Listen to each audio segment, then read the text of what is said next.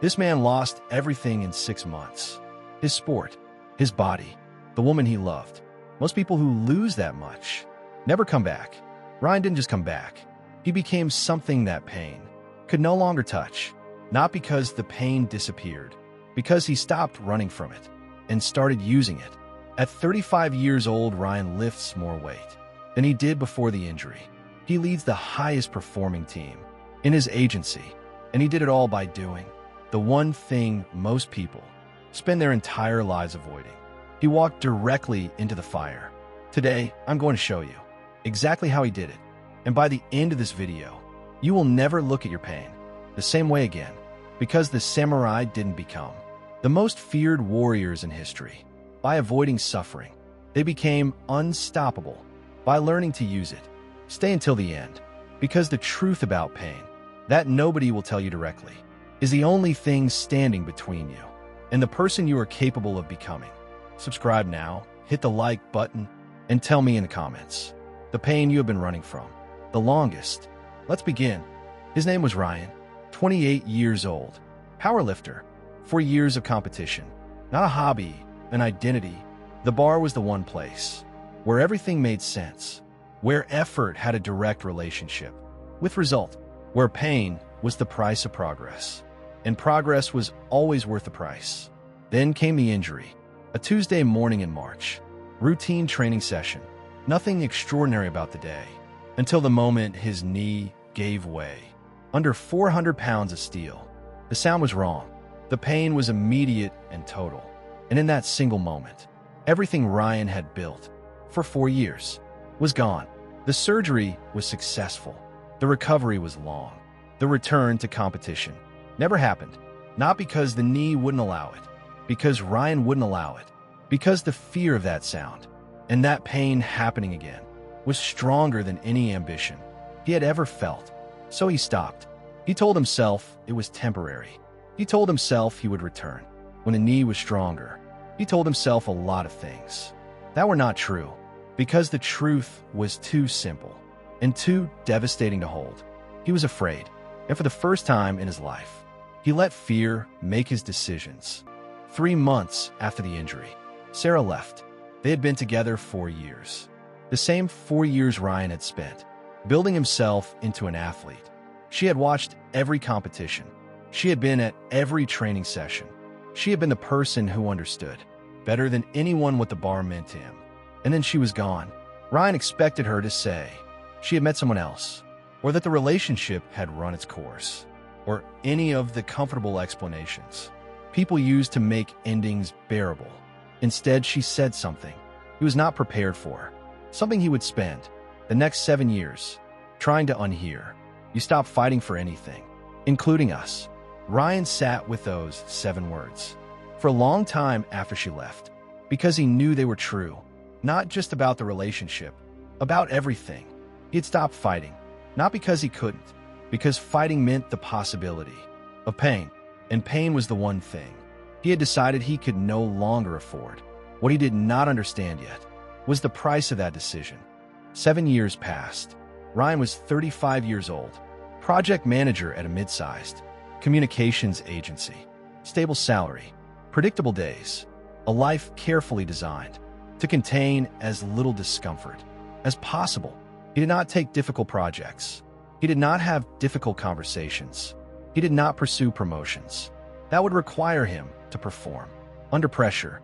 He did not return to the gym. He did not pursue another relationship with the same depth as Sarah. He kept everything at a safe distance, safe enough that failure was unlikely, safe enough that pain was manageable, safe enough that nothing could take everything away again, the way that Tuesday morning in March had taken everything away. He called it stability. His body knew it was something else. He had gained 20 kilos since the injury, not from laziness, from comfort eating that had replaced the physical discipline that used to structure his days. His sleep was poor. His focus was fragmented. His energy was low.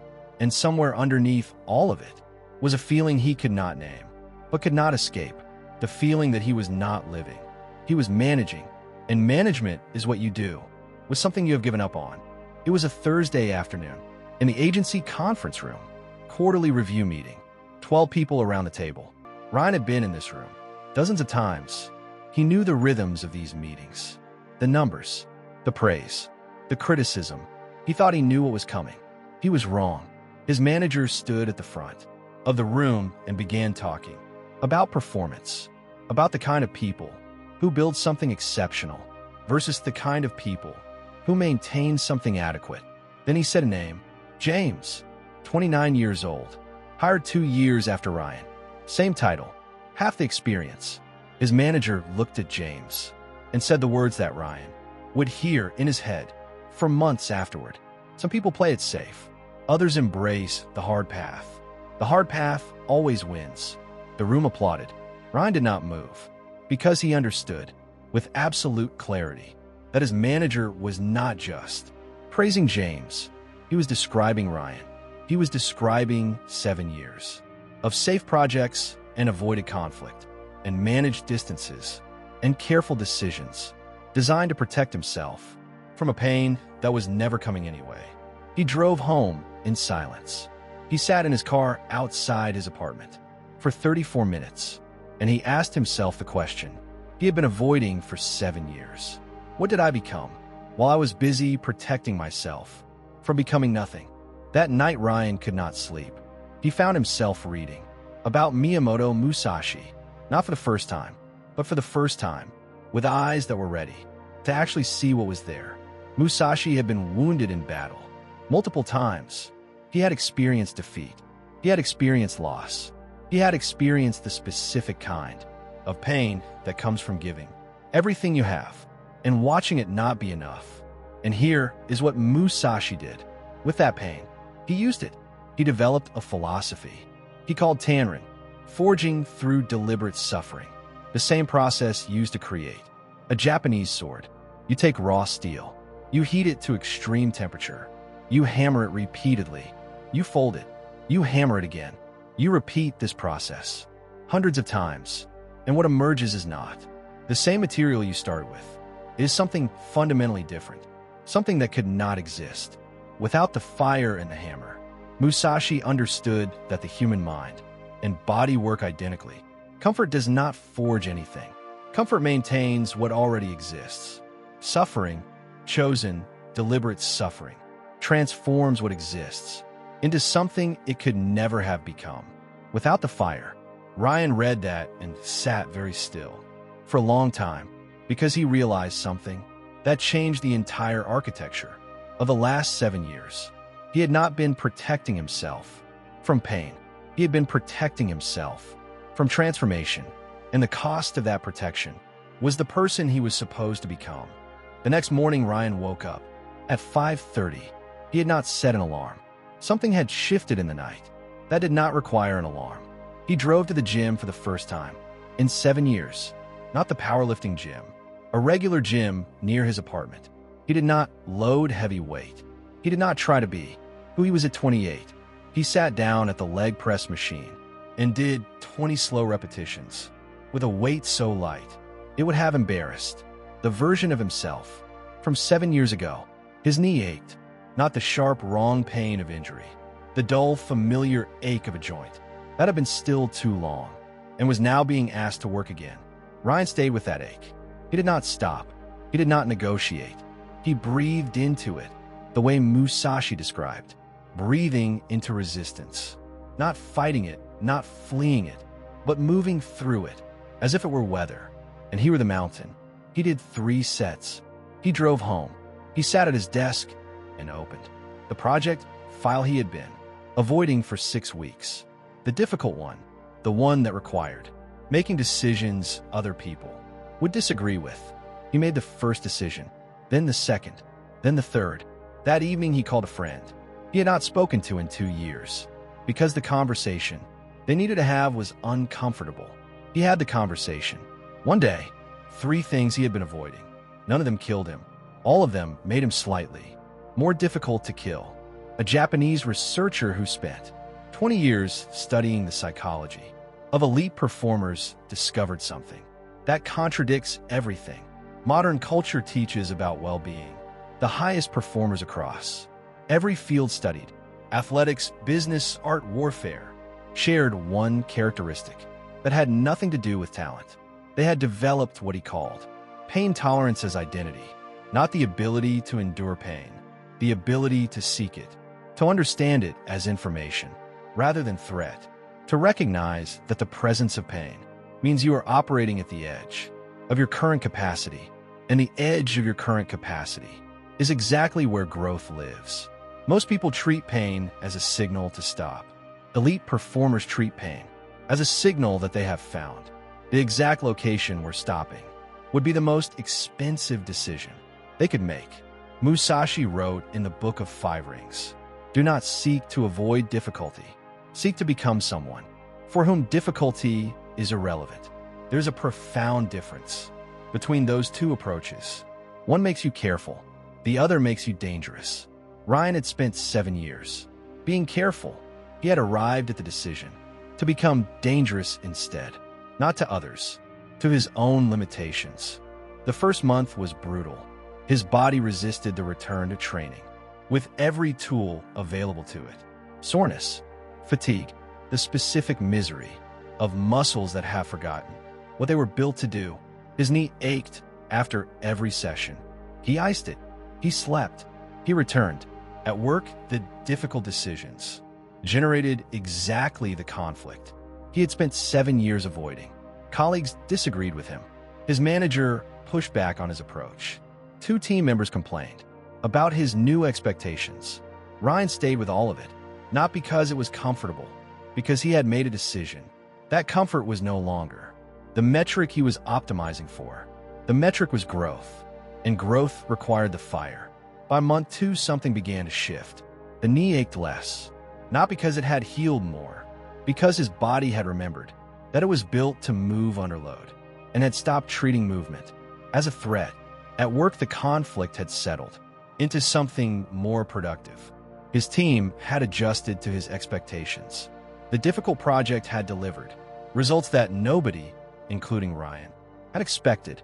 His manager called him into his office, not to praise him publicly, the way he had praised James, to offer him something more significant, a new role, more responsibility, more exposure to exactly the kind of pressure Ryan had spent 7 years avoiding. Ryan said yes before his manager finished the sentence. 12 months after the conference room, Ryan stood at a platform he had not stood on in 7 years. Not a competition platform, a training platform at a powerlifting gym. He had joined 3 months earlier. The weight on the bar was not what it had been at 28. It was less, but it was moving. And it was moving because Ryan had spent 12 months choosing the hard path in every area of his life until the hard path stopped feeling hard and started feeling like home. His knee still ached on heavy days. He trained anyway. The project at work had led to 2 more, both difficult, both successful. His team had become the highest performing in the agency, not because Ryan had become more talented, because he had become someone who no longer flinched when difficulty arrived. And here is what nobody tells you about what happens when you stop avoiding pain. The pain does not disappear. You simply stop being afraid of it. And a person who is not afraid of pain is a fundamentally different kind of person than someone who has organized their entire life around avoiding it.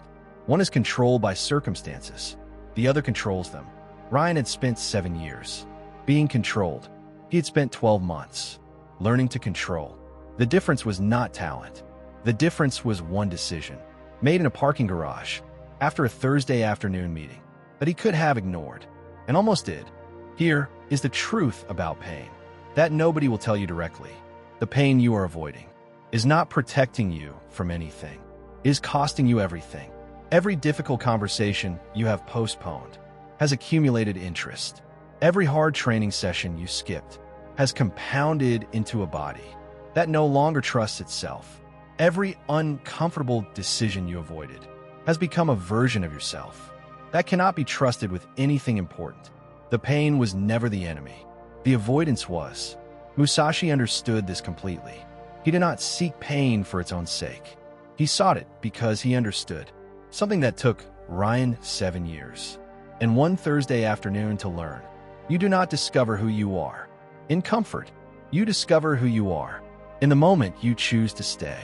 When everything in you is screaming to leave. Ryan lost everything at 28. His sport, his body, the woman he loved. And for 7 years he believed that the lesson of that loss was to hold everything more loosely, to protect himself more carefully, to keep the fire at a safe distance. He was wrong. The lesson was the opposite. The lesson was that the fire was never something to be avoided. It was something to be walked into, because on the other side of the fire is the only version of yourself that cannot be taken away by injury or loss or time, or any of the 1,000 things that the world will throw at you before you are finished. That version is not built in comfort. It is forged in exactly the pain you have been running from. Stop running. Walk into it. See what you are made of. On the other side, if this reached something inside you, subscribe and activate the bell. Leave one comment below. Not your story, not your plan, just the one pain you are ready to stop running from today. Write it. That is the first step into the fire. See you in the next video.